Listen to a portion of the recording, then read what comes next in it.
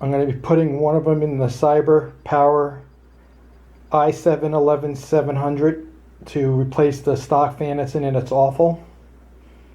And I'm going to just weigh each one and we'll see what the weight is. So this is the original RGB black edition.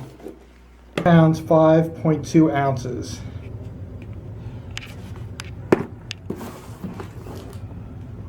The Hyper 212 EVO version 2, 2 pounds 2.7 ounces, so it's a little lighter.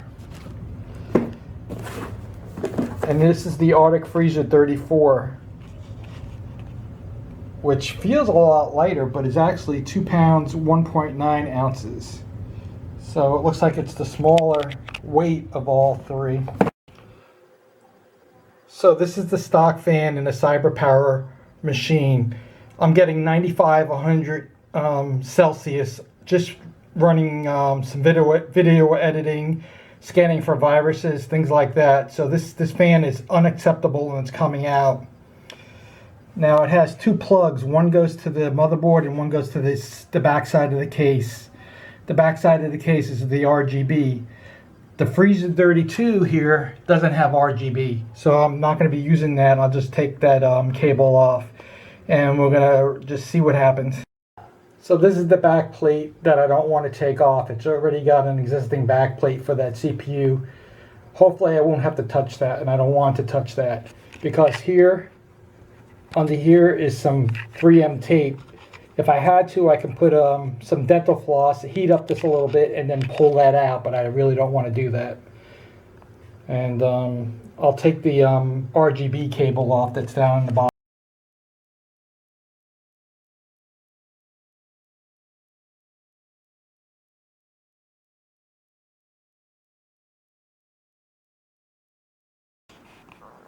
This is what I'm going to use to clean the CPU after I pull it off. I'm going to pull the screw on the bottom slightly loose, then that one, and that one, and that one. All four. Just loosen them and then take them off individually. This is what the original paste looks like on when you take it off. Looks like it got decent coverage. Show you that the screw bases in the existing backplane for the original system are flush to the motherboard. This is what you get in the case. It comes like this. The fans are already attached with the cable.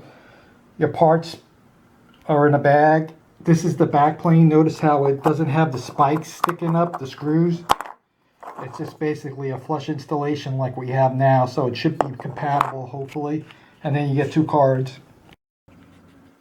So here's all the parts you get after you open the bag. There's three of those actually. I pulled one out. I think you use these larger ones. I'm gonna look in the instructions. The instructions are actually online. The good thing about this is these. I'll show you real quick. You just screw them into the existing back plate that the original motherboard and CPU cooler used. They're a perfect fit for it. You see that?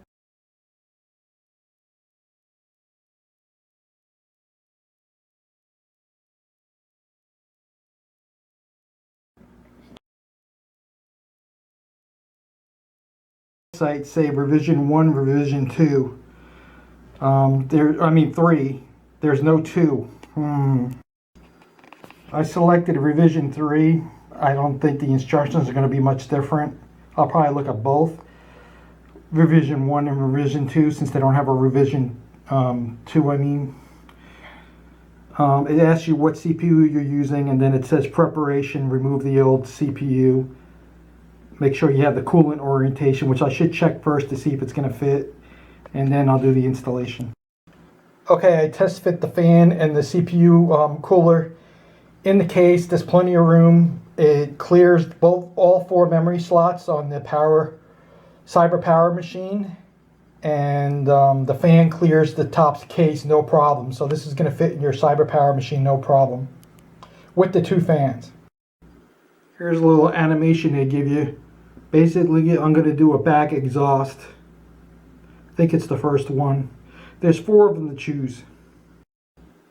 Alright, here's the difference between the revision 2 and revision 3 in the install, supposedly, I guess. Here's the instructions for the system with the LGA 1200 in revision 2. There's some washers, I guess.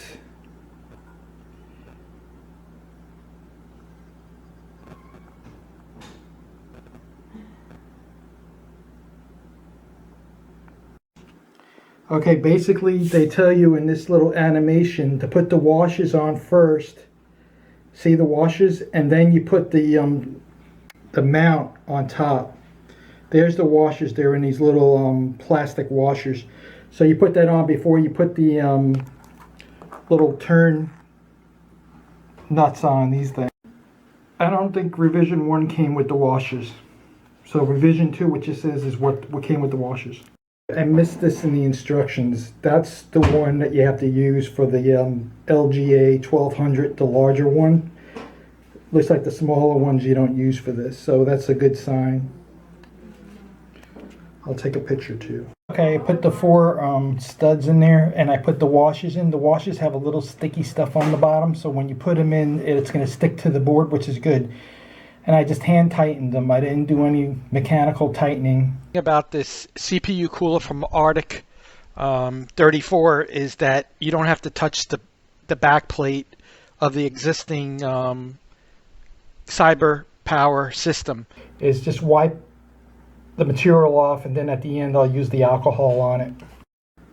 Alright, they have instructions on YouTube by Arctic, and the guy put a whole bunch of the paste on the actual heater core, but in the instructions on site online that they give you, there's only a dot in the middle, which is what I'm going to be doing. I'm going to put a small pea size, maybe a little smaller than a pea, dot in the center of the CPU. Alright, I put a little too much, but that's fine. Okay, the next part is to put these plates on. I'm going to look at the instructions on how to do that. I wanted to let you know that you should probably take a picture of the side view of this and see how the spring is holding the fans on, because you're going to have to take those fans off soon. Okay, this part is pretty simple. There's a little slot, so you make sure that you put the device in there correctly. I'm going to look at the instructions, make sure I'm doing it right. Okay, to get those things on, those mounts on, you had to take the fans off. The fans aren't easy to take off. Okay, one thing you don't want to forget is to take this plastic thing off the heater core, because guess what I did? That's what I did. Okay, I got it in here, and I'm going to just tighten the screws counter. One on this side, one on the top. One on the top, one on the bottom. And I'm just going to tighten it slowly each turn. Maybe one turn of the screwdriver each time, and just keep going back and forth until I think it's settled. Alright, it's in there good. I just tightened it till it stopped turning. I didn't over tighten it, hopefully. Putting the fans on now. The fans are going to be trouble, I think. And by the way, I have my video card moved to the 3rd slot, and it gives me a lot more room to work in here.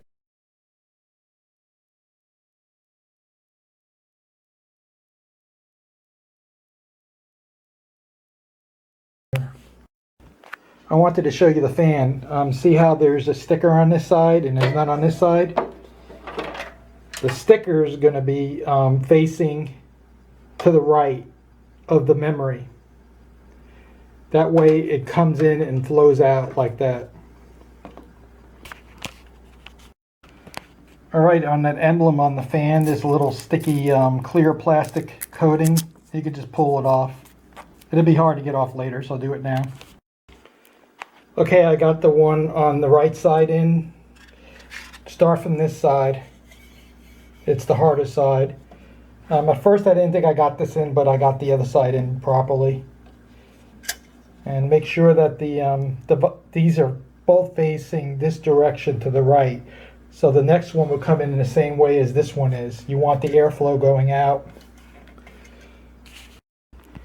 Make sure this cable is in the slot here. It pops out. You want to be flush with the cable. Alright, I got both of them in there. Okay, I'm running FurMark right now. It's running the CPU at 100%. And so far we're getting the highest is 70C. On the CPU we were getting 95, 100 before I switched out the cooler. FurMark's pretty aggressive as far as pushing that CPU to the limit of 100%. So you're seeing that I'm getting the most 70 degrees. This has been running for about 20 minutes now too. I was getting 90, 100. So this CPU cooler brought it down 30 degrees from the stock CPU cooler that came with the CyberPower machine. I'm also going to do a video at the same time and see what happens. Let's see. We're running this FurMark at full intensity now. It's doing really well. I mean, we're at 100% here. You can see on the task manager. It's at 4.13 on speed, but see, it's doing the video at the same time. So it's doing the stress test plus making a video at the same time. I don't expect the video to go very far as completing because this guy is eating up all the processing time right now. GPU is running at 57, 51 degrees, 56 utilization right now. So this is a really hard stress. I could even throw in this. How about let's do a virus scan at the same time on C drive.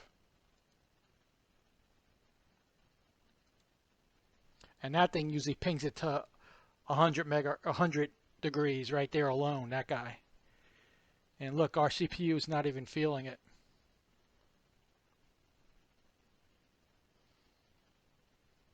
Let's go here. Yeah, we're still running pretty well. Full speed, 4.15. That's pretty close to full speed. CPU's hasn't gone over 66 degrees since I restarted core temp. And it's still doing the FurMark stress test and creating a video at the same time and scanning the hard drive. I was getting 100 here constantly on one of these items, not on 3 of these items, but if I ran one of these, it would get 100. Now it's getting 63. So that Arctic CPU cooler I have is doing its job, unlike the stock CPU that CyberPower gives you. And I'm going to be running more tests like this in the future. I'm going to be setting up gaming, and I'll do some tests on gaming. This is actually more stressful than the gaming will ever be, though.